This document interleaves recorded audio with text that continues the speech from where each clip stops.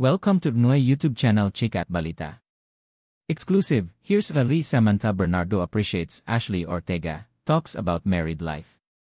Former beauty queen and Pinoy Big Brother, Yi, housemate Samantha Bernardo recently expressed her admiration for actress Ashley Ortega, one of the celebrity housemates in the latest edition of Yi Collab.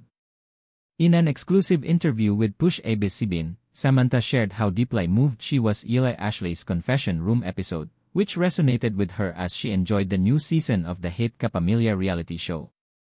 It's really touching and I was moved because there are also happening in my life na noong pagpasok ko po sa Pinoy Big Brother, akala ko you really know yourself but tama siya. Mayroon talagang thing sa loob ng bahay ni Kuya na para kang may kinakausap.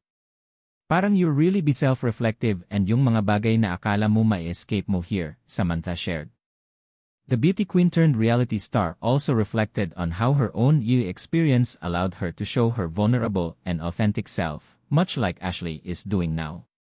In the outside world, you can meet your friends, we can have an escape, doon wala ka talagang escape. Kaya naman na-appreciate ko yung vulnerability niya, Ashley, and pagiging totoo niya doon, she added. Samantha hopes that more celebrities will show their genuine selves inside the house, just like Ashley has.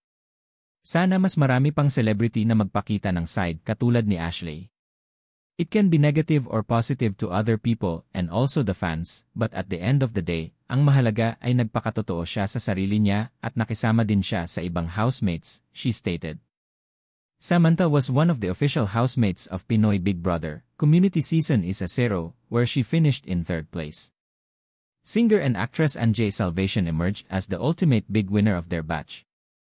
Reflecting on her experience 4 years ago, Samantha shared that what she misses most about being a housemate is the bonding moments with fellow contestants. Pinaka-namimiss ko being a housemate is really your bonding. Alam mo ngayon with the advent of social media, nakakamiss yung walang social media. Is promise to myself na every quarter magkakaroon ako ng social media detox and I've been doing that and the last time I was in the 2 weeks trip with LA mom and Noy brother, she said. Samantha also highlighted the value of living in the moment and appreciating the real world, a lesson she learned from her time inside the iconic Yellow House. Sobrang nakaka-enjoy kasi minsan nakakalimutan natin i-cherish yung mga bagay na nandito lang sa natural world. Just specifically outside world but really being with nature. I feel like nature heals kaya naman encourage everyone na nandito sa outside world, be not so mean, be kind, because you really don't know as well what our the housemate has been going through, she added. Beyond her experience, Samantha shared her joy in living a private and happy married life with her non-showbiz husband, Scott Moore. Ang saya kasi my husband is non-showbiz. Nagulat na siya na parang Samantha Bernardo married a non-showbiz.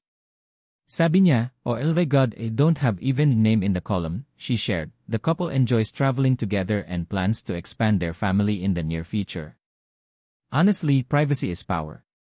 I'm so happy because I traveled 22 countries, if I'm not mistaken for the past year.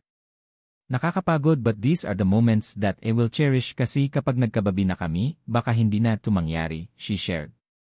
Nakakatuwa lang, nakakataba ng puso. Too good to be true sometimes, but I'm so grateful with everything that's happening in my life, she added. Samantha and Scott officially tied the knot in April 2024 in an intimate wedding in Cebu. The picturesque ceremony was attended by some of Samantha's closest friends from the pageant and showbiz industries.